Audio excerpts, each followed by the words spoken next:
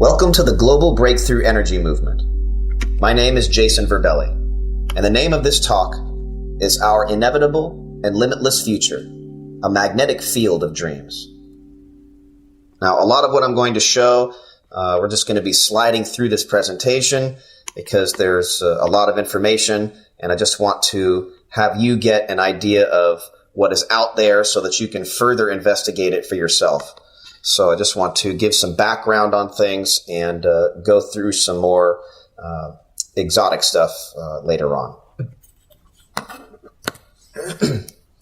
So here's an example of the first types of magnets that I was introduced to when my mom and my family gave me toys as a young kid. I constantly took apart my mom's refrigerator magnets and was stacking them in different ways, playing with the attraction and repulsive forces, and learning basics about their strengths and orientations at a very young age. And soon I graduated to things like this, which are located in San Diego at the lab where I currently work.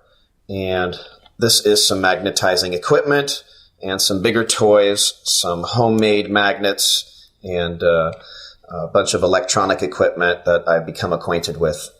Definitely a big step. Now, magnets are mysterious, they're valuable, and they play a major role in how we currently live and how we will inevitably live. And in the upper left-hand corner, you see a picture more of some toys that I have accumulated over the years. In the lower left, some more experiments that I have with water and some magnetic pulsing units and things that I have done to familiarize myself with the sciences and different experiments to have fun over the years and try to get others and influence others to experiment for themselves. Now, here are some other images that I take to be sacred, whether they directly relate to magnets or electricity or not.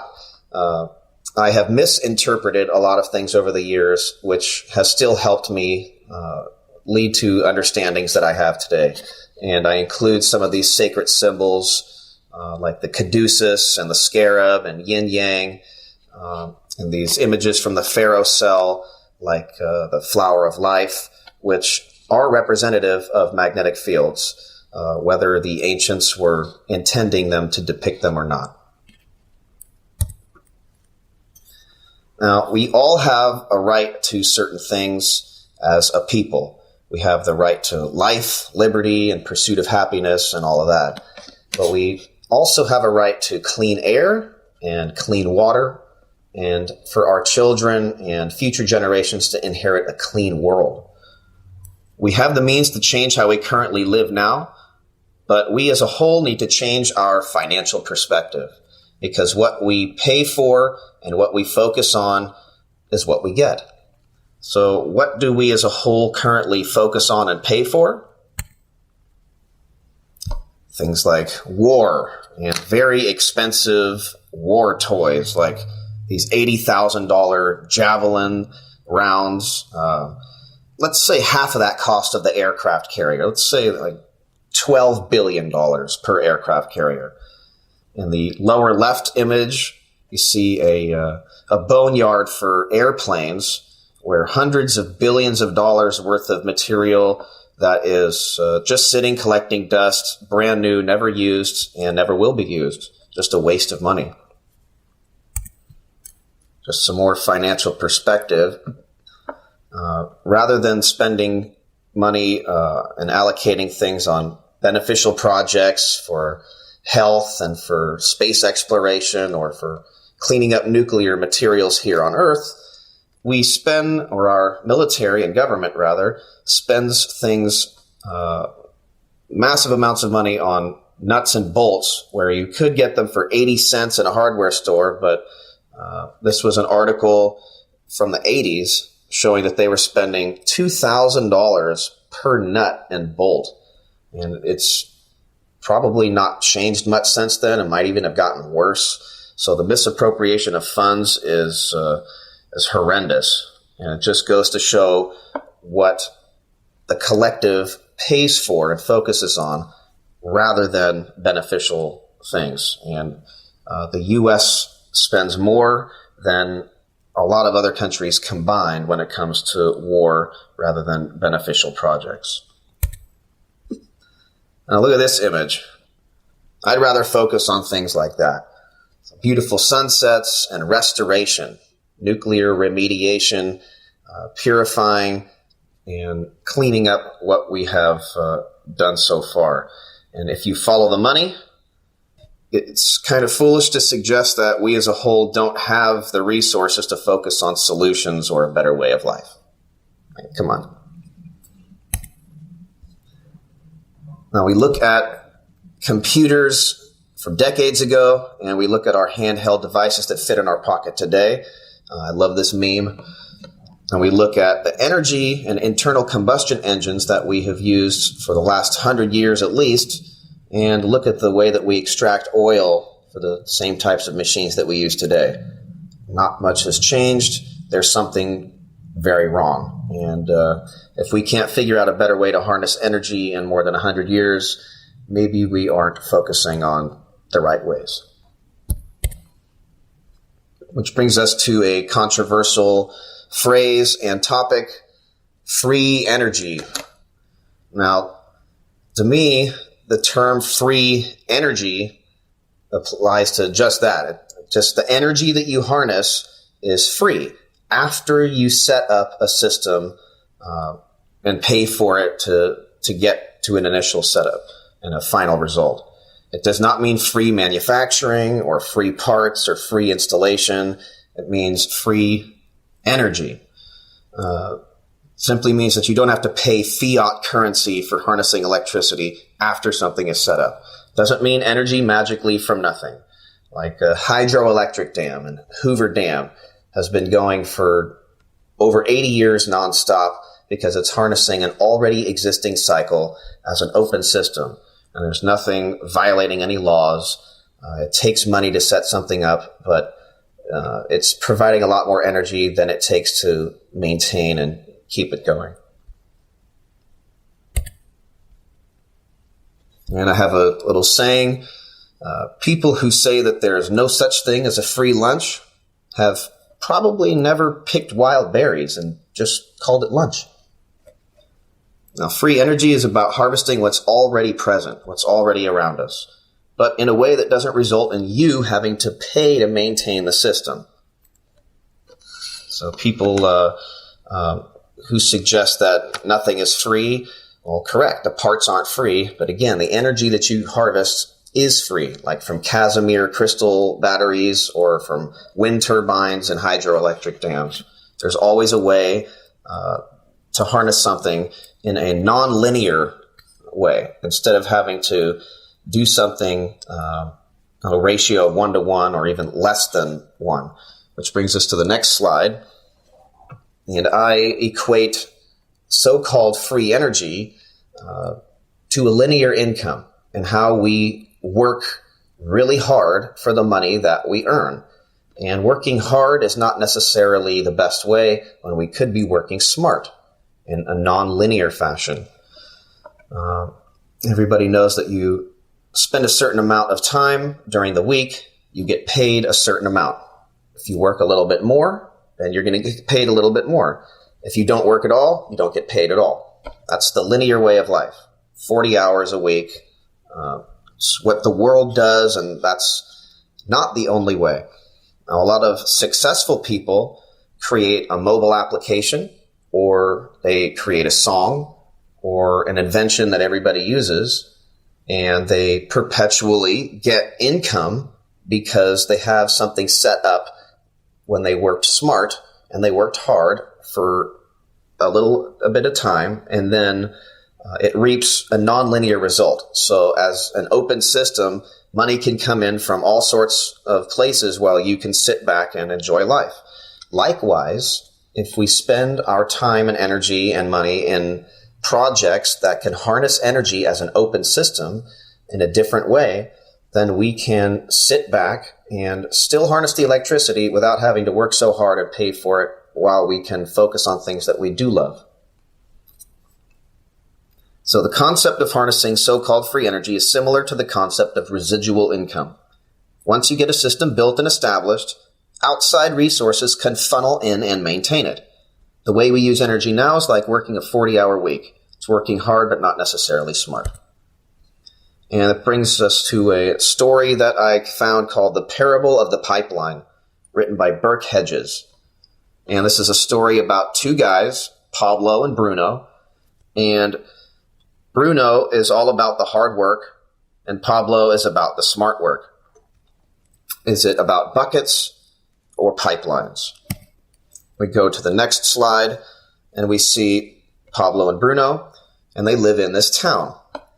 And there's this road that goes to this lake, and if they want the water, they have to carry buckets down the road to the lake.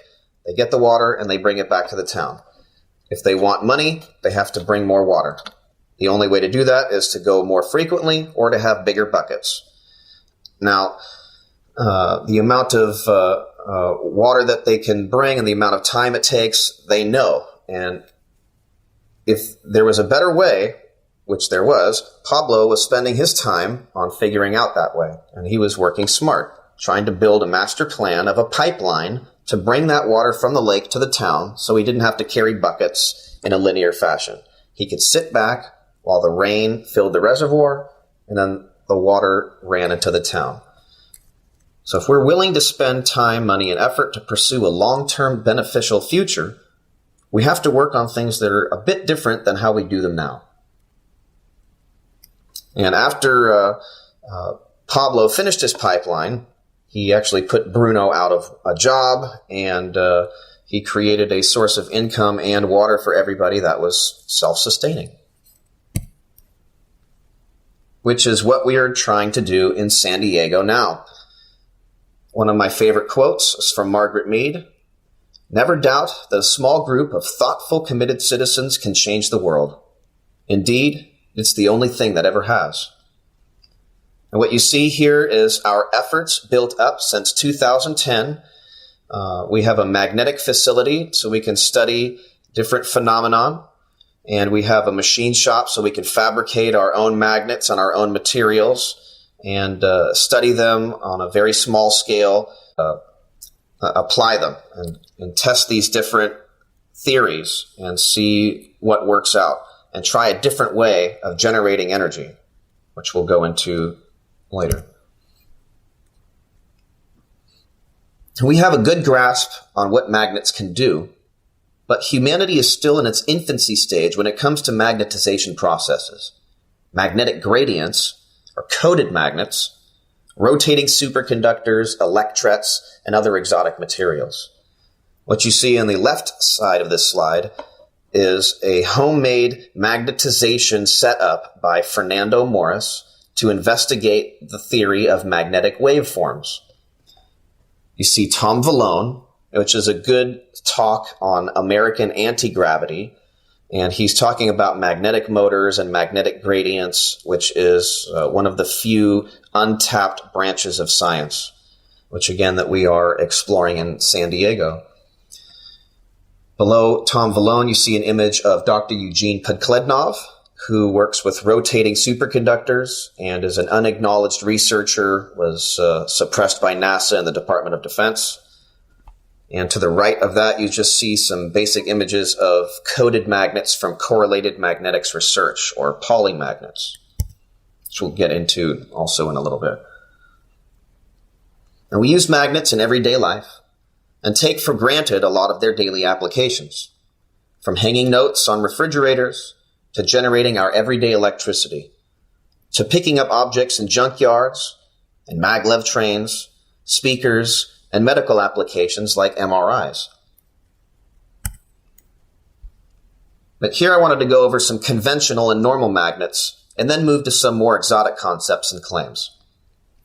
Now, magnetization itself is a process of electrifying a metal through high capacitive discharge into coils. The process is relatively primitive and is a standard used internationally. Usually requires a lot of power for larger samples. There are many steps before the final stage of magnetization of an actual metal when it comes to standard industrial processes. ferrous metals can become a magnet when in the presence of an already existing magnet, like ball bearings or paper clips and little pieces of metal like that. Now, there's all different kinds of magnetism, which I've listed at the bottom of this slide. What we're focusing on is more of the coated magnets and a new concept of magnetic waveforms. But just to give you some context, here are some standard types of magnetization orientations. Axially magnetized, which would be the top half of your body, the bottom half. Diametrically magnetized, which would be the right side of your body and left side of your body. And radially magnetized, which is like the inner diameter and outer diameter of a ring. Now they have U-shaped horseshoe magnets. There are radial arc sections, and there's all different types of magnets. A good video to reference on YouTube is this by Super Magnet Man and how supermagnets are made. He got the opportunity to travel to China and see the process from an industrial point of view, all the way from the ingot, which are these large moon rock type materials of the raw material itself, all the way through the magnetization.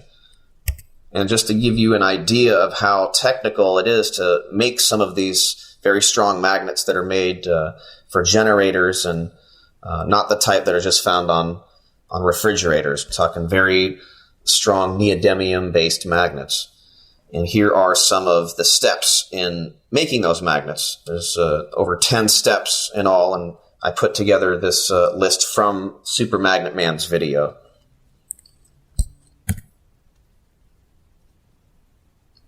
Most magnets are axially magnetized, top half, bottom half.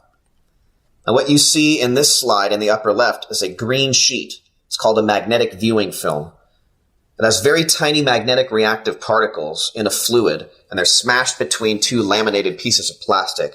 And that fluid is like a couple microns thick. It's like the diameter of your human hair. Now, when you hold this green film up to a magnet, the angles of the particles change and allow you to see the reflections of the so-called line separating the north from the south.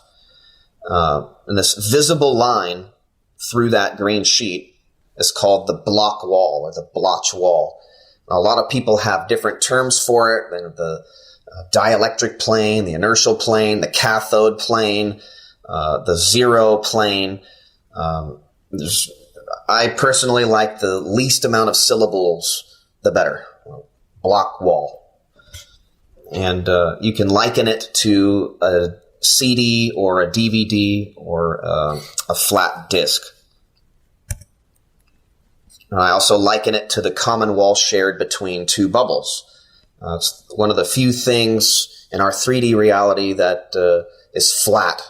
It still has some thickness to it, but everything within that soap bubble film connecting two bubbles and that little wall has no z-axis to it. And the block wall itself is sort of the point where the magnetism diminishes to zero from each side, from the north to south and south to north, going to zero towards the equator. Now, a good video to get an idea of the shape of a magnetic field in general is this listed here by Uniserve Science Video. And what he did is he has a 3D array of compasses around a horseshoe magnet. And you can see the layers like an onion around that magnet and turning it in 3D, and you can just see the overall shape. Now, when you put ferrite or you have compasses around a magnet, they're going to help you identify the magnetic field lines. And when you have this green sheet, it'll help you identify the block wall, which is not the same thing. And what you can see with these green sheets, as in this next slide, when you have a bunch of magnets stacked together, you can see the lines separating them in different ways, and they each create a geometric grid in an array. And depending on what shape magnets you have and how they're going together, you can get all sorts of geometric patterns. And that's when they're stacked in ways that they want to be, meaning if you just let them go and they naturally stick together. You can see patterns of these block walls. But what happens if you force together magnets even though they want to repel, and then you keep them there? Which is difficult to do, but what you can do with that is you can make patterns and you can form other grids out of these block walls. And instead of them being more straight lines in grids, you can have them be rounded. You can create little spy things with them. What I did is I drilled holes in pieces of plastic, forced them together in an arrow. You could have that behind a wall, and you could put up the green film to the wall, and it would show up the arrow, whereas nobody else would see unless you had that green film. Be fun toys for kids, and just to have them learn basic principles of magnets and create their own patterns. But what I was doing with this is I was trying to make some wavy patterns, some waves. Now, the block wall, again, is different than the magnetic field lines. When you pour iron shavings around a magnet, they'll expose the shape of the magnetic field lines.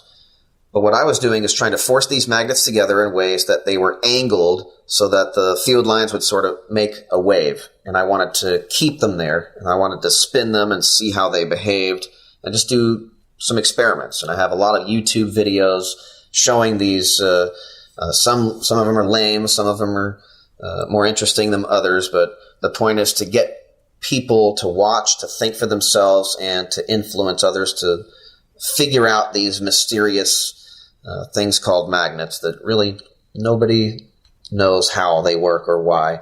We have theories, we have the best ideas, nobody really understands. It's interesting to see if you can be somebody else who will contribute information to that, because there's a lot to discover still. And in my journey of trying to force these magnets together and figure out what happens, of course, you come upon a Hallbach array. And what that is when you force together magnets in such a way and keep them there that the magnetic field becomes uneven on one side than the other. So everybody knows a magnet has a north and a south, and the magnetic fields are relatively, they're even on both sides. Even though there might be more mass on one side of the magnet than the other, because there's not the same amount of atoms making something up, the magnetic field is pretty much the same on both sides of a magnet. But if you force magnets together in this way, a Hallbach array, it compresses the field on one side and it will reinforce it mainly on the other side. It's not canceling a magnetic field, but you can get it to warp in different ways, and the patterns will show accordingly. And here's some more diagrams about a Hallbach array. You can see normally is called an alternating polarity, when you have magnets stacked together the way they want to be. North, south, up, down, up, down. And you can see the shape of the field. If they're all forced together in the same way, you can see that shape of the field, which coincidentally looks like an electric conductor. And then a Hallbach array when you force them together. But these are all cartoons. It's not real. It doesn't exist. There you go. I need a slide to show them real. And this is a guy on Ian.org. I assume it's Ian who put these together. Has a Hallbach array wrapped in aluminum foil, and then he put some iron shavings, ferrite shavings around it to see the shapes of the field. And indeed, it is exactly representative of the diagram in the last slide, that it has these points of compression and expansion, I say, rather than cancellation. I had the opportunity to visit Stanford University a few times for tech conferences in the San Francisco Bay Area. And while I was there on one of these science fairs, they had this business card-sized magnet. And it was from Center for Probing on the Nanoscale. And it was like a refrigerator-style magnet. It was kind of bendy, but it wasn't a normal magnet. It had these multi-poles on it, these little microscopic, nanoscopic ridges. And when you have two of them together, it's like they could fit together your fingers this way.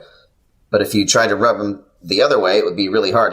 You can feel the brr, brr, brr, brr. You couldn't see anything until you had this magnetic viewing film, at which point you see all these tiny little little hair thin lines. And I had never seen a magnet like that before, and I still haven't seen any since. It was like they only did a one summer course on these magnets for the science fair, and then they didn't do anything further with them. I haven't been able to find them since. But there are multi-pole magnets, and there are all different sorts of magnetic orientations. Now, when you wrap coils, you can make electromagnets, and you can also duplicate these type of fields. And brings us to the next idea, which is an example of Marco Rodin's coils, which is a geometric winding pattern. And what I have on the left side here is a circular protractor, 360 degrees, and I wound the wire as Marco showed me, which is once every 150 degrees, 12 points, and I have an example on the right of this coil. And you take this Fisher-Price baby donut, and you wrap the wire over and under and through in a geometric fashion. And I put together a video, almost all in one take.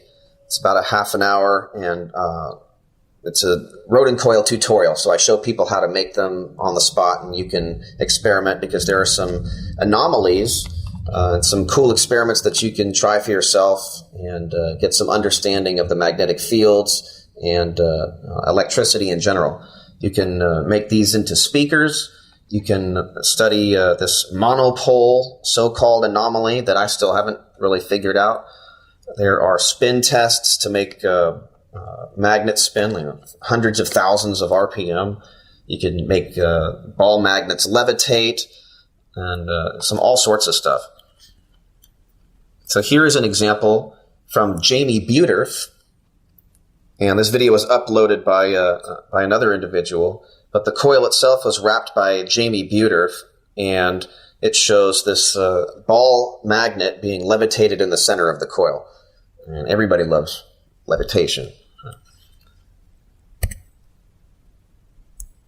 Next here we have the difference between a starship coil and a Rodin coil. Now, a Rodin coil is wrapped around a toroid or a donut, but this man named Richard Motzer, who doesn't get enough credit, he is known also as HHO for volts on YouTube. He wrapped the same geometric pattern, but around pegs and dowels rather than over and under through a donut. And he found that you're not limited to the size because you are only limited to the size of the donut when you're wrapping the Rodin coil. And he found that the magnetic field is a little more concentrated at the center of this starship coil. And I highly recommend people going to his videos and seeing his perspectives on the original wrapped starship coils. Now, whether you're wrapping a starship coil or the Rodin coil or any geometrically wound coil, there are some strange claims. Now, there is this man named John Fiala who works at the Tesla Technology Conference, and he worked on a military base and had a horrific accident where some explosive tore open his gut. And he was told it would take over 8 months of healing with multiple skin graft surgeries in order for him to maybe fully recover. But with the aid of one of these geometrically wound coils used as a magnetic massager through pulsed magnetic fields, he says that he was healed in 32 days completely without any skin graft surgeries. And he speaks about it often, and that's quite a claim. So whether it produced some benefit or not, 32 days healed rather than 8 months without surgeries, that's pretty phenomenal. So that should be further investigated. And this there's a video on it again by Jamie Buterf called Healing with the A432 Hertz Music Coil. And Jamie Buterf, he does a lot of beautiful work with these coils. Here is Richard Motzer's Starship coil design, but wrapped by Jamie Buterf and used as a speaker. Now, I have this black box that I acquired from one of my friends, and this black box is similar to to the claims of these geometric wound coils, and also similar to the work of Dr. Robert Beck. It's claimed to promote healing and benefit somehow, and it's like a magnetic pulsar unit where you can adjust the frequencies and harmonic frequencies. And I've used it on glasses of water, on colloidal silver, and I haven't really made any comparison other than growing plants using that water. And indeed, the plants did have some benefit, but I didn't isolate all the factors, so I can't say that it was specifically because of that. Going back to this rodent coil by Jamie Buterf and this alleged monopole anomaly. This is one of the more interesting things that I encourage people to wrap their own coils and check this out. Go on to YouTube and check out magnetic monopole anomaly. And what he did is he has this rodent coil and he has a load on it, and he takes this Allen wrench and he puts it in the center of the coil. Normally, if you have a coil around a piece of metal and you connect that wire to a battery, you'll make that piece of metal in the center of the coil a magnet. And then you take it off the battery, it's no longer a magnet. That's what an electromagnet is. And when you do that, you get a north and a south, top half, bottom half. But when you put a piece of metal through the center of this rodent coil and you apply a current to the coil, no two poles can be detected, only one of them. And you can test this with compasses, and you can test this with a pole finder, an electric one. It's just a very interesting anomaly that I still haven't found out how it actually works just yet. So something weird, got to share it.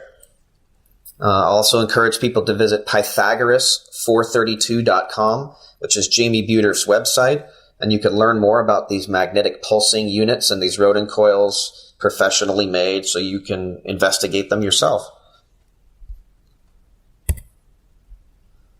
And lastly, with this monopole anomaly, there is this gentleman on YouTube, Dan Prada, who uploaded this video. I'm not sure about the title, but the video itself is interesting, showing the difference between this geometrically wound coil and a normal coil, and indeed the compasses are pointing and there's only one pole to be found.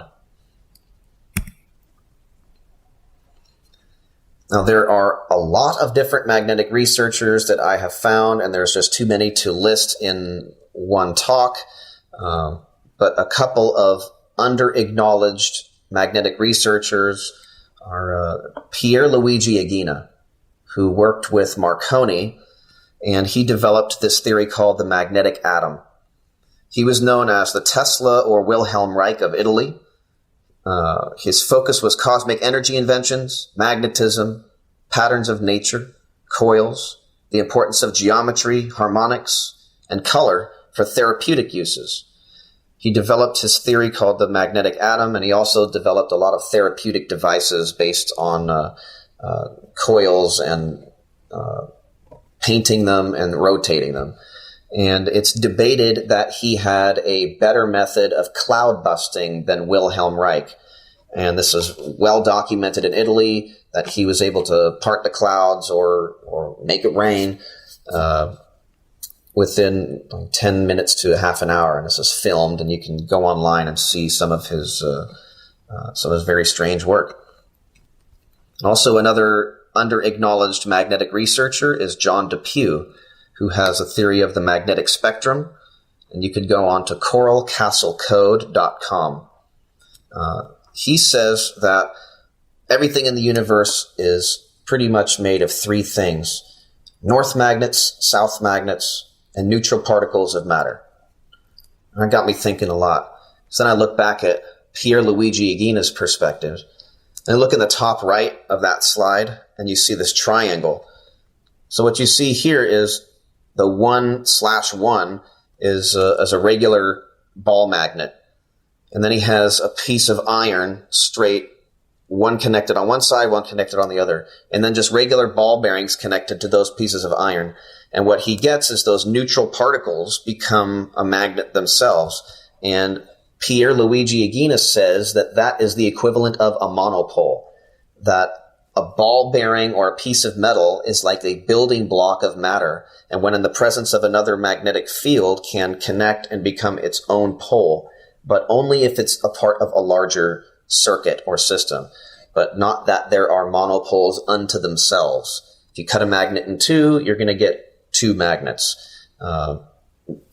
That's indefinite. So if you have other pieces of metal as building blocks on certain sides of the magnet, then you can have a simulation of a monopole, and there's always a catch.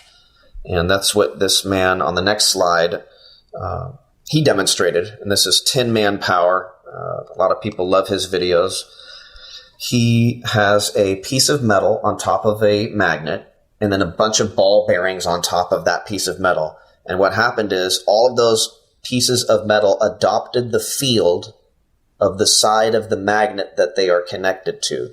So he placed a piece of metal on the north side, negative, and then a bunch of ball bearings to that, and he put a compass, and indeed they were all negative. Then he took a south side of a magnet, and he was able to push them like a little magnetic motor, and indeed it works. So there are, Hallbach array motors and different style motors, not quite free energy, but it's still very unique and interesting setups. A couple more under-acknowledged magnetic researchers, Albert Roy Davis and Walter Rawls Jr. Two of my favorite books are The Magnetic Blueprint of Life and Magnetism and Its Effects on the Living System. These guys had a lot of documented work with therapeutic uses of magnets and the shape of the magnetic field, which went beyond the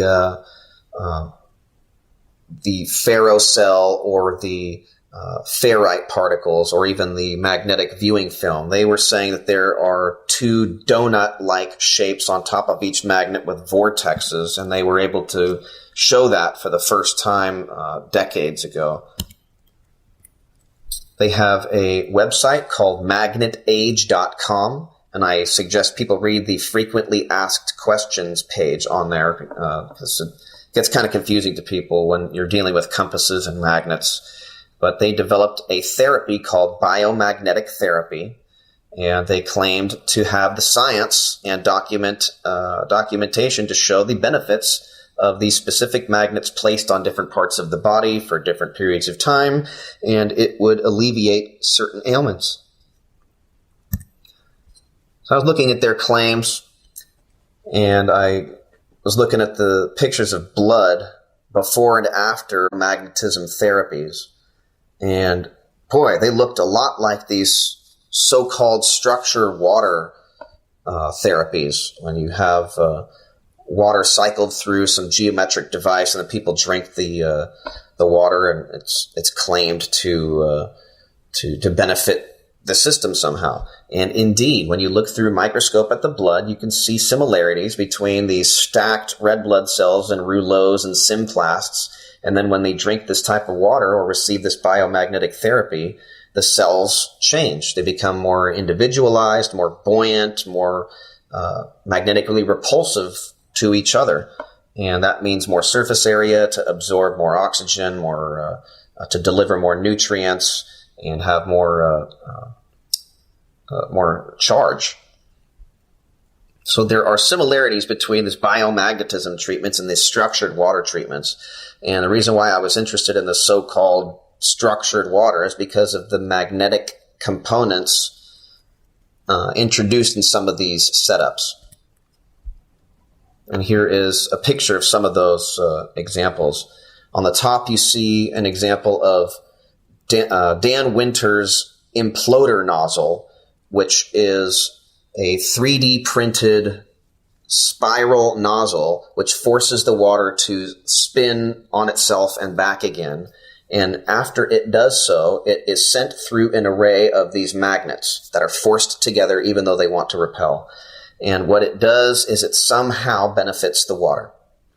And there are other machines or units that they even sell in Home Depot and hardware stores that you could put around your gas line, or you can put around your water heater in your house, and it's claimed to soften the water or benefit the water somehow. So this isn't a new idea, and it's not a so crazy idea.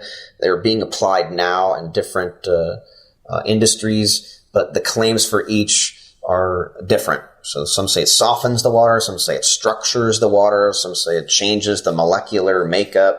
Whatever it's doing, it's benefiting the water somehow. And when you water plants with it, you can see that indeed the plants grow faster. Plants don't have placebo. They're not going to fool themselves. So that I take as conclusive proof that there's something happening with the water. So whether you send it through magnetic fields or you send it through hexagonal arrays, it's doing something. And it's simulating the same benefit as these biomagnetic therapies. Victor Schauberger would be proud. Now, I put together another video on YouTube called Super Imploder Magnets and Water Structurizers. And I took apart Dan Winter's unit and a couple other people's units, Clayton Nolte, and I tried to get an idea of how their theories for their water units were working. And that gave me the information to put together my own units and combine their info. And I made videos to try to help other people understand that. Now you can find out more about Dan Winter's imploder nozzle with these phase conjugated magnets, which are just forced together even though they want to repel. Go to fractalfield.com/imploder magnetic research. And just to show you that this isn't just all talk, here's some side-by-side comparisons of plants and yields, food, real tangible stuff benefited by this water. And this particular piece on the top two images of this slide comes from rainmakerh2o.com, and the last two on the bottom are from Dan Winter's setup. So whether you use magnets, whether you just cycle the water through like a resonant cavity, make it cavitate, whether you promote the hydrogen ions, whatever you're doing to the water, it is benefiting it, and you're getting almost twice as much food. So that you can't deny results. Which brings us to the work of Gerald Pollack and Stephen Settlemyer and their experiments with exclusion zone water, or so-called EZ water, which is now called deuterium-depleted water. And the reason why I'm mentioning this is because of the magnetic component required to make this state of water. And there is an excellent video on YouTube called Electrically Structured Water, which promotes the work of Gerald Pollack. And what you see here is the work of Stephen Settlemyer, who is an associate of Gerald Pollack. And this is a very unique distillation process that uses microwaves at 5,000 volts inside of a resonant cavity. They distill the water about 14 times, and as it's cycling through this unit. And there's a magnetic field. At the same time, there is a electric field. And what it does, he says that the distillation process makes for the molecules to be, as an analogy, more elastic, so that they're easier to split electrically. And when you do, under the presence of a magnetic field, it renders the water into another electrical state. And I have this video so that you can see exactly what is going on with that. So just take a moment to see this. Now what you're seeing here is the rings that represent oxygen, and H2O is like the Mickey Mouse ears, and you see that coming together. So that's the H2 and the O. Now, Stephen Settlemyer says that the electrical bonds making up the ears of that H2O are spinning in opposite directions. They're counter-rotating. But his process, after you do this electrical process under the presence of a magnetic field, it makes for those bonds to spin in the same direction and stay that way after the process. And that is has been debated for years. A lot of skeptics, rightfully so, have questioned so-called structured water, saying that it can't remain in that state. You can't alter the molecules unless it stays that way for longer than a nanosecond or microseconds. And that's true. You cannot change the bonds indefinitely, except if you have this new process. All of the other units that are cycling water and so-called structuring the water are doing some benefit. Whether they are rearranging the molecules, rearranging the electrical spin of the bonds or whatever for however long of a time, it seems to make plants grow and benefit. I use it for myself and my dogs. They like it. I like it. It works. So the makeup of the bonds and the molecular stuff can be debated, but not this particular process. This is a documented process, and the benefits are also documented. You can visit diviniawater.com and find out more about these claims of this water. Now, when you render water in this state, it does different stuff. And you can see that as an example through concrete and industry. Stephen Settlemeyer says that these tests have been done, and I was able to communicate with him a few weeks ago, and he sent me all these documents, of which I'll have available for other people to scrutinize. He says that during these concrete tests, normally it takes concrete to set in 28 days. And I did some of my work in my own house, and I can attest to that. It takes about a month for concrete to fully set. But he says when you mix it with this type of water, the concrete will set in 4 days while being twice as hard, so that you can use half the concrete in a job and it will be done in 4 days. Now that is a claim for industry to investigate. Another claim is that it will emulsify oil and water. Everybody knows that oil and water don't mix. You pour some oil on top and it will just sit. When you shake it up, you'll get little bubbles of oil, and then it'll eventually go to the top again. If you want the oil to mix with water, you have to mix some dish soap or a surfactant of some type to mix the oil so that it's able to mix with the water. It's called emulsifying. But with this type of electrically structured water, the oil and the water, when you shake up a bottle, it will just 100% mix and stay that way. That is strange. Water does not do that without a surfactant. There are claims that you can use this water as a fuel additive to make biodiesel and other fuels last longer. I'll show you that in a sec. But the other claim that I haven't seen is that this type of water eats through plastic. Now you have to keep it in glass bottles. So maybe that can be used for helping clean up waste plastic, which takes a long time to decompose. Again, Stephen Settlemeyer sent me a link through email, which is about 20 PDFs and case studies showing the benefits of this magnetically and electrically treated water. And a man who needed a liver transplant was drinking this water and completely was healed and didn't need a liver transplant anymore. That's a very big claim. And another claim with kidney failure, and this gentleman who was drinking the water and he didn't need like dialysis anymore and didn't need a kidney transplant anymore. That doesn't happen. So it's another claim to investigate, please. Moving on more to the magnets, the more exotic stuff. So we got polymagnets, Correlated Magnetics Research. Now, this is an image of some of their coated magnets. And what they have is a process, which is still a semi-standard process electrically, but it's an exotic new way of making magnets. And they put these magnetic dots onto one material, and these dots are called maxils, like magnetic pixels. And I was one of the first people back in 2010 or 11 to get these magnets when they offered them in their original kits. And I made this video called Geometrically Coated Magnets Behave Differently.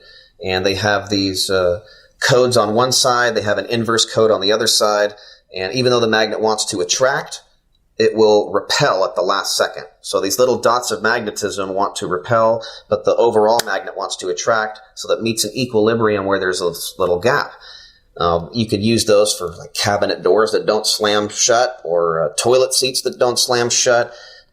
You could use it for bed, the feet of bed, so it's hovering over the ground, so you don't have them squeak.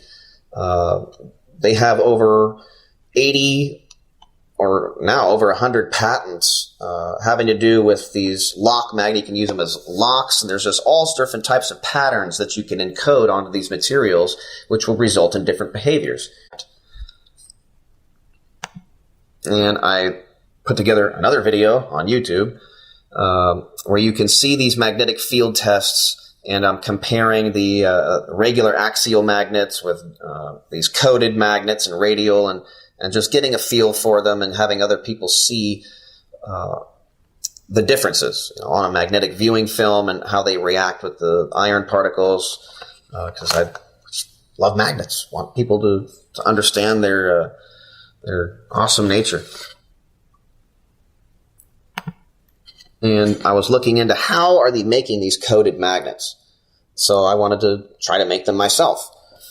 And what I did here is I put together 19 nails, wrapped coils in a hexagonal grid. And I drilled holes in a piece of plastic and tried to make them as even as possible.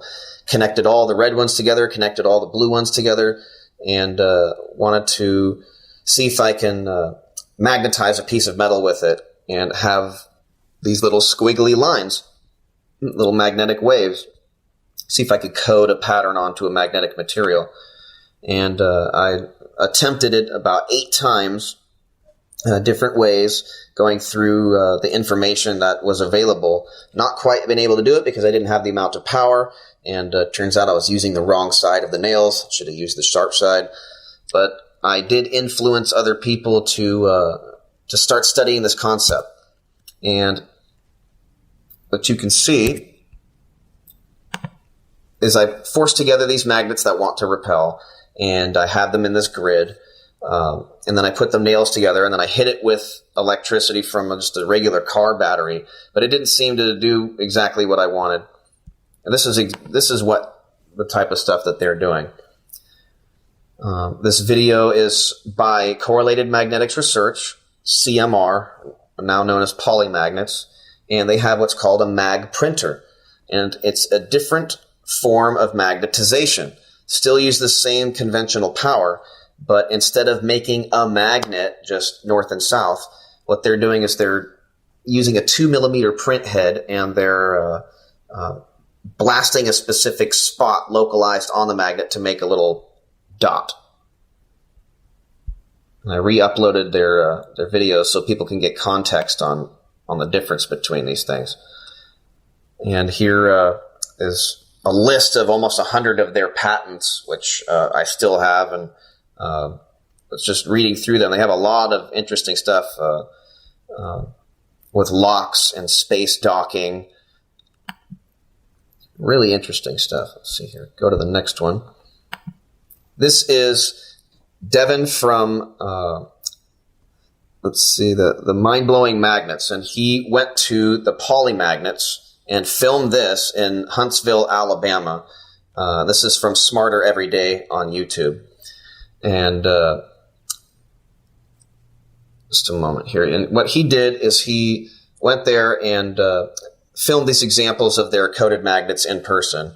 The president has also visited their facility since then, and they have become a lot more well-known now.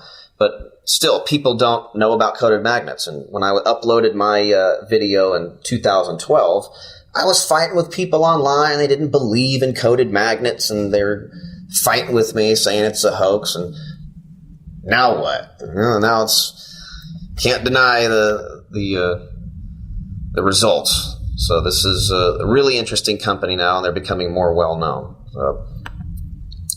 Brings us to Tom Vallone and Integrity Research Institute. Now, Tom Vallone is talking about magnetic motors and magnetic gradients. Now, before, people are trying to use a bunch of different magnets, forcing them together in different ways, trying to make a magnetic motor spin and keep it spinning, which is very difficult, apparently, and I haven't seen anybody do that. Maybe Muammar Yildiz is a contender, but for the most part, you can't just make something spin with magnets forced together.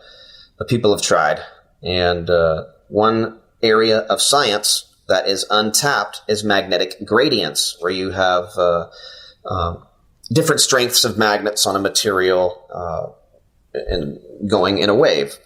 And that's what these V-gate magnet motors are trying to do. And there are people trying to make these things and now trying to outsource these companies, trying to make these magnetic dots on materials in specific ways and trying to do the old ideas of magnetic motors where you were trying to force together all these magnets, but now you can do it on one material. So uploading all of these videos and trying to duplicate these magnets for myself, I influenced a couple friends, Russ Grease of RWG Research and Electro 1662 on YouTube. Now what they did is they had a little better setup than I did, rather than just a car battery. And they were able to actually duplicate CMR's process and imprint some dots onto a material. And you can see that on this videos on this next slide by Electro and Russ Grease also. There's a problem, though, because this is still a standard process. And the dots of magnetism and those little maxils are still subject to certain laws. And to give you some context to that law, this is Ernst Abbe. And an Abbe limit has to do with lasers, like when you're point a laser beam at a wall or you're trying to make a CD or a DVD, burning it with a laser. The diameter of the laser can only be so small. You can't go smaller than the wavelength of the light of the laser that you're using itself.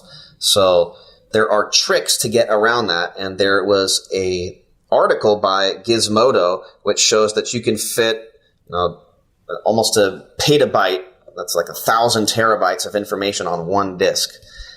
But you can't do that with a normal laser because the laser's dot is only so big. If you want a smaller dot, they had to have a trick where they're using 2 laser beams to focus, and then that focal point will make a smaller dot. Similar concept as what CMR is doing with their magnets. You could only wrap a coil so small.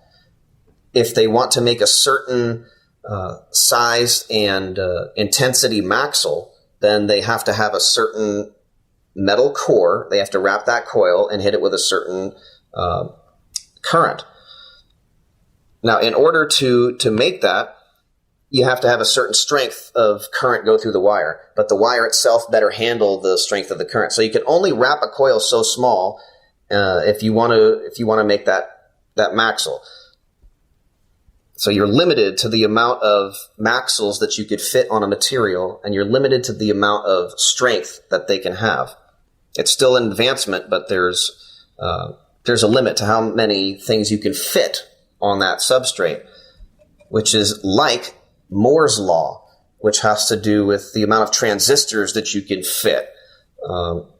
And Moore's law says that the amount of transistors doubles every year, every so often, until you're going to have to go smaller and smaller and smaller, at which point you're going into the quantum realm by the year 2020 or so, and you're going to have to figure out a different way of doing things, because you can't go smaller than a certain amount. Just like this process of imprinting maxils, you can't go smaller than a certain amount. But what if there was a way to imprint an actual waveform into a metal? Not dots and polarities. You're not trying to force together magnets, but you're actually magnetizing a frequency into a magnet. And this is a very different concept. And this is one of the most interesting things to me that I've come across in this this journey. Let me get to it here. Now imagine, as an analogy, cymatics with magnetics. or imprinting an electric signature or waveform into a metal. Now, I'm not talking about imprinting maxills, but rather making a material that's finely tuned and you're finessing it, like making a tuning fork, something only one man has explored.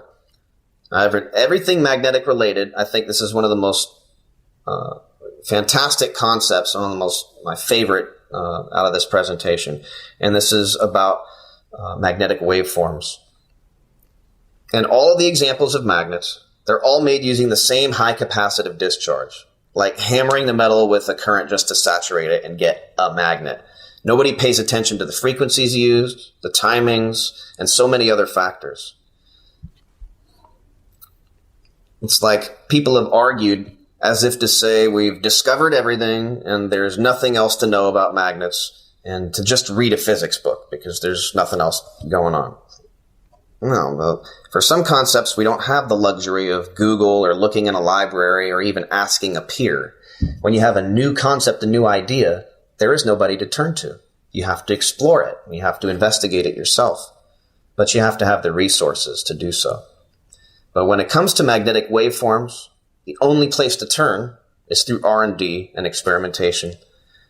And in San Diego, California, we are doing just that.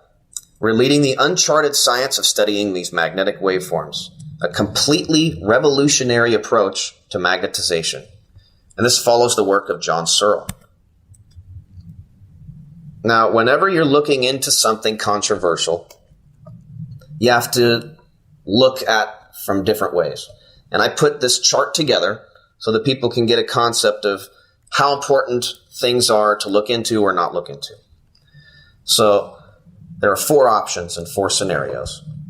Something is true, something is not true. You try something or you don't try. If something is true and you try, you might actually succeed. You can discover something revolutionary and beneficial. You could create jobs and industries. You could become energy independent. You can create solutions, feed people, help the world type thing. It's a limitless future, limitless possibilities. Let's say something is true, but you don't try. You fail at life. If something's true and you don't try, you lose everything and you gain nothing. If something is not true and you try anyway, you still might discover something revolutionary. You might create jobs and industries. You might become energy independent and still create solutions and help people. You can teach people the right way of doing something if you discover that what you're looking into isn't true. But if something is not true and you don't try, you lose nothing and gain nothing. So you can eliminate 2 realities just by trying to do something. Look on that scale and see how much benefit is there of one side or the other if you try versus not try. You could really discover something and open the world up. And another quote, one of my favorites, scientists of today substitute mathematics for experiment and wander through equation after equation until building a structure which has no relation to reality. And when it comes to the concept and the claim of magnetic waves, that's a reality. And we are exploring that new branch of science. This is a picture of Fernando Morris. He's an electrical engineer, worked with IBM for many years, is a satellite communications and troubleshooter. Extraordinary claims require extraordinary evidence. But acquiring extraordinary evidence sometimes requires an extraordinary approach. How can you expect to find something extraordinary if you're using ordinary means? What we have in San Diego is a compilation of extraordinary evidence to support the notion of magnetic waves, which again opens a new branch of science, discovery, and application for energy generation, medical, transportation, and a lot more. Now what you see here on the right is Fernando in front of a bunch of UPS batteries, uninterrupted power supplies. And that's what's required for this type of work is major power. We need about a megawatt of power, which our current building just cannot handle. So this next slide, this is a visualization so you can get an idea of the context between the difference of regular magnets versus magnets imprinted with waveforms. Standard magnets only have one north and one south pole. The point is that there are different ways of making materials which result in different behaviors and beneficial effects. If you use an incoherent process to make a magnet, you'll reap incoherent electricity.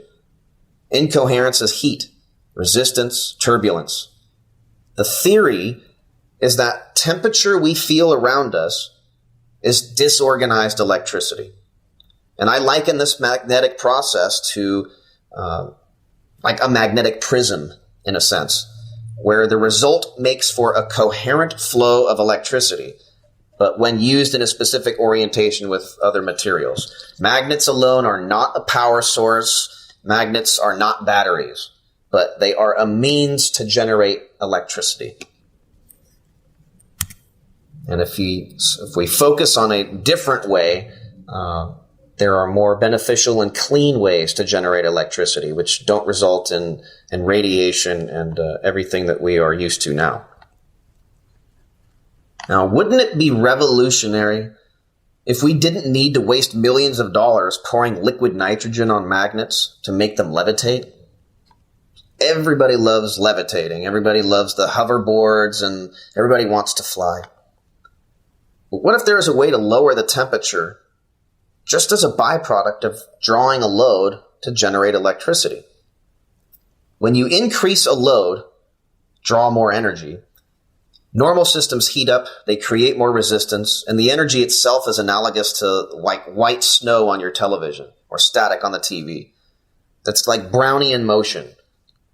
And what you see in the upper left pictures is a magnet levitating over a superconductor. That's called flux pinning. Everybody loves these experiments. But in all of these experiments, they have to pour liquid nitrogen or use helium, and that's what they're doing at CERN. And it's very expensive to try to keep something levitating or keep something cold. But what if there was a way to make a magnet which resulted in cold? That would make something coherent, because incoherence is disorganized, incoherence is heat. But coherence, all of that energy is still present, but not turbulent. And this concept is very important for people to understand. And here is a little graphic by NASA. What is ordinary light and what is a laser light? And you can see that ordinary light, sunlight, incandescent light is varying frequencies, disorganized, varying wavelengths, out of phase. But when you have a laser beam, everything is focused and collimated. And you have a flashlight, makes light into a cone, but you have a laser beam, it's really focused beam in a specific color. Laser beam is like a sine wave of light. Now, what if you make a geometric array of physical ridges equal to a given wavelength of light, like a morpho butterfly wing? When you look at the morpho butterfly, it has these little physical ridges, and they equal a specific wavelength. It's not pigmented, it's not a dye, it's just the physical geometric structure of the wing itself, and when you look at it, it looks metallic blue. But what if you can imprint an electric signature into a material which can mimic that type of behavior, so it guides energy in a different way? So pouring liquid nitrogen in an attempt to force cool a system is like watching the static on your TV in slow motion. Reducing the incoherence, reducing the speed of the incoherence present is not the same as generating coherence. So chaos in slow motion does not equal order. We are ultimately after a coherent electric field, coherent electric currents. This revolutionary magnetization process that I'm talking about with magnetic waves is a means to achieve that inevitable goal. Coherence of mind and coherence of the very electricity we use. There are major similarities between light, electricity, and magnetism. They're all related. In this little excerpt called Light as Air, That was taken from an article about Eric Lathwaite, who is the father of the maglev train. And many people don't know that his other work, not just with magnets, he liked to work with photonics and crystals and the geometric array on butterfly wings and on bugs. He was fascinated by that and how it related to magnetism and electricity. Now, this next slide, speaking of the maglev train and more levitation, this is called eddy current repulsion, diamagnetism. Usually a menace in electrical engineering applications, but with magnetic waves, we could use these forces to our advantage for frictionless magnetic bearings.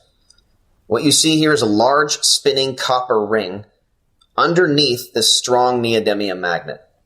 The motion of the copper alone generates these eddy currents, which repels magnets.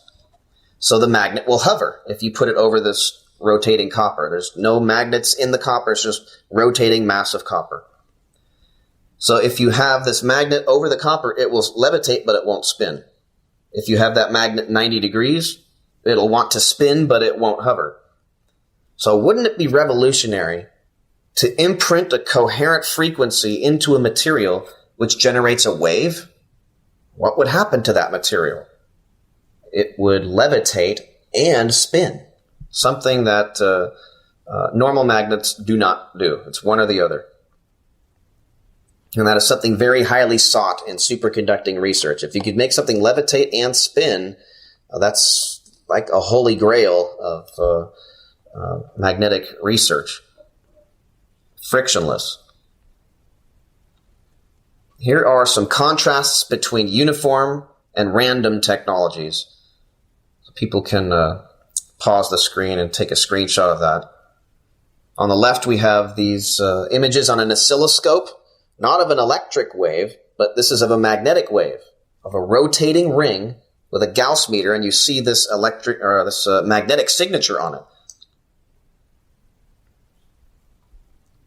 In more examples of this, really it's an electric signature which displays and manifests as a magnetic waveform when the material is spun. And what you see here on this green film is an exaggerated version of this true waveform imprinted onto this material. And Fernando Morris discovered this way to duplicate these magnetic waveforms. Now, this is a new branch of science of programming waveforms into magnetic materials. There is no literature. You can't research this. It's something that is unique to our facility. You can't outsource it. It's something that only we seem to be focusing on. You can't purchase these magnets from a Chinese manufacturer.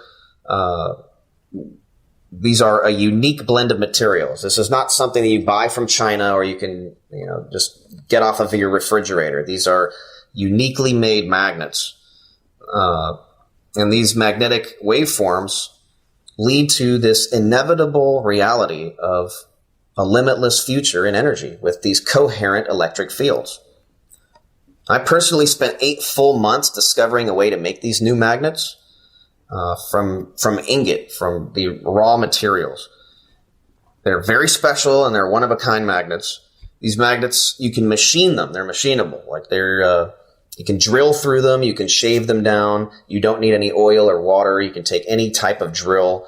It's something you cannot do with any other magnets. Not only that, but you can take the shavings and the leftovers, and you can press them back into another magnet. You can reuse it again. Something else you cannot do with any other material. You can also measure a resistance across the magnet. So normal magnets, if you take a ceramic magnet or an Alnico magnet or something, you put a voltmeter to it, it'll just short out. Beep, it won't show anything. Or you take another type of ceramic magnet, it won't do anything. There'll be nothing. It'll either short out or you get nothing. But with these magnets, you can actually measure a few hundred ohms resistance in them. So it's different. You can also rub them and get a static electric charge in addition to the magnetic field. just a very different material. Now, anyone who's interested in more about these magnetic waveforms, please take a look at this video I put together called Magnetic Waves, Coherence, BEC, Geometric Structure, and Casimir Force. It's about a 45-minute video, and it'll give you a lot of context with a lot more hands-on demonstrations of what I'm talking about. Because again, this is a very new topic and a very technical topic, and I can't cover it all in this one talk or even mention all of it. So a lot of what I'm showing you is just to show you that it indeed exists and for you to further investigate the information from the information in the slides. So lurking on these magnetic waveforms, again, got the attention of my friend Russ Grease of RWG Research and Isaiah Ritchie, who goes by Wood, Brass, and Glass on YouTube. And they had some extremely unique ideas on trying to duplicate these magnetic waveforms that are made with an actual electric signature. They're trying to duplicate it so they are cutting pieces of metal, and then they put the cut metal on put it together, and then when they energize it, the lines will match the cut pieces of metal. So you actually get a waveform when you roll the magnet, and they have examples of that. And I thought that was extremely unique. But still, it's a conventional process using the same 60 hertz or same unregulated, unmodulated currents. And this is what we're after. So if we had proper funding and support, we could hire these types of independent researchers, and that's our goal, is to have a few personnel and about a megawatt worth of energy to use on this project so that we could make these magnets and make them large and prove out more of these claims and show and display their benefit and apply them. We are ready to create jobs. We're ready to offer discovery in unexplored areas of magnetic science. The core technology behind the magnetic waveforms is called the Searle effect, which enables natural ambient sources of energy to be converted into useful electric power. The manufacturer's prototype we are aiming to build requires 1 to 3 megawatts, say 1, and in a UPS, an uninterrupted power supply. That type of power our current building can't provide. It's just way too much. Blow every fuse in the place. While all of the Brunos, as we're talking about earlier, Pablo and Bruno, while all the Brunos of the world work hard following their ordinary processes, which reap an ordinary linear result, we in San Diego, California are working smart on a nonlinear solution, like Paul from the parable of the pipeline. This newly accepted branch of science is based on magnetic fields that produce radial electric currents. Under certain conditions, a unique gravitomagnetic force can also be generated without the need for liquid nitrogen. Electricity can be produced as pulsed DC or AC, hence can be utilized to supply power to existing electrical grids or supply it on a decentralized basis, driving electric motors for cars and ships. And that's the point, is that we do not need gasoline or oil or nuclear, coal, or even solar panels. We could use these magnetic waveforms in a specific setup to harness the energy that is already around us, still abiding by laws of thermodynamics, and just harness energy in a different, smarter way. That we don't have to, use a shovel full of coal will give us this much of energy for this long. No, we don't need to live like that anymore. We have different ways which we can sit back and harness energy the smart way. And this is an example of the magnetic ring in a material that was just 2 weeks ago made and imprinted with this electric signature that we can test on these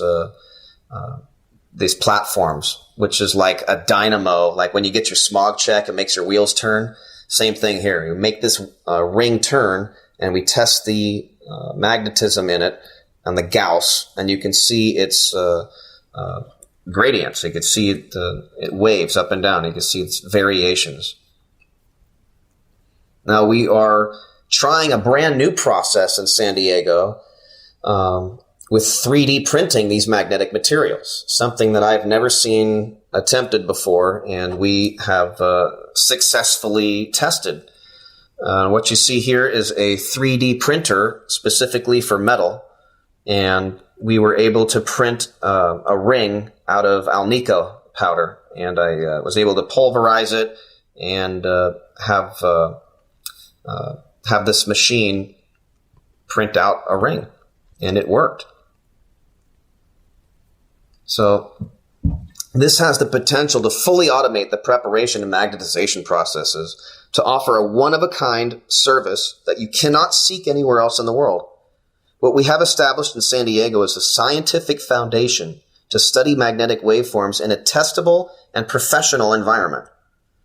This has been many years coming. After 6 years of establishing the facility in San Diego and working hard to acquire these pieces of equipment and get as far as we are today, we finally have a working test platform to imprint these magnetic waveforms onto materials and see what they can really do. So that is a major achievement at SMI in San Diego for us, is that we, again, finally have a testable platform. The amp racks are up and ready. And on a small scale, on these small rings, we are able to imprint these magnetic waveforms. So it's a phenomenon that has been validated, and we can show it and repeat it. Now, one of the last things I wanted to show is context regarding these coherent electric fields, and what's the benefit of that? Well, looking back at the structured water, that distillation process that makes that special electric bond retain in that water, in order to do so, you have to have it under a magnetic field and a coherent electric current. And that's what helps to make that state of water. So what happened with this man, Guido Ebner? He was doing electrostatic experiments in his own home, and he found that his house plants would rather grow toward the electrostatic source more so than the sunlight in the window. Everybody knows that plants need sunlight in order to flourish and grow. But for some reason, his ferns were flourishing more, growing towards his electrostatic setup and his static electric field, an SEF as he called it. Now, even stranger, he took the seeds and he bred, let's say, that next plant of that same fern. But when he did, that next fern looked nothing like the one before. Unprecedented change in one generation, like evolution from the same plant. And that was all while it was under the influence of this coherent static field. So he tried it with trout, and he grew some trout under this influence of static electric field. And the first generation looked like they normally do, but the second generation under the constant static electric field looked nothing like the ones before, were healthier, bigger, more vibrant, just different, majorly, noticeably, documentedly different. And rather than actually evolving, it looked more so that the plant and the fish reverted, because I read somewhere that the type of trout hadn't been seen since like 100 or a couple hundred years. Like it was an extinct species of that trout that somehow restored the original potential. And I've heard claims that this Ebner effect can reverse GMO damage in genes and food. So you can make corn back to its original state again if you have these seeds under a static electric negative field. So imagine what we can accomplish within a generation by supporting these branches of science and the concept of coherent electric fields and magnetic waves. Not only power our homes and industries, but also restore the air, water, and quality of life for every being on the planet. not a utopia, just a smarter way of living, while providing future generations with the clean world to inherit that they deserve. And the last thing I wanted to show, since our planet is like a giant magnet and has a magnetic field, and the sun has a magnetic field and indeed interact, for people to seriously look into suspiciousobservers.org and all of these websites, and Ben, who is going to be speaking at the next Electric Universe conference this next week, talking about the relationship between the sun and the earth, and how the sunspots and coronal discharges and everything trigger earthquakes, and how Birkeland currents interact, and how the magnetic fields on a cosmic level interact. So I hope you've enjoyed some of this information. There's a lot more to share, and I have a lot more information throughout the links. Please contact me. Again, my name is Jason Verbelli, and this talk, Our Inevitable and Limitless Future, A Magnetic Field of Dreams, is brought to you by the Global Breakthrough Energy Movement. Thank you.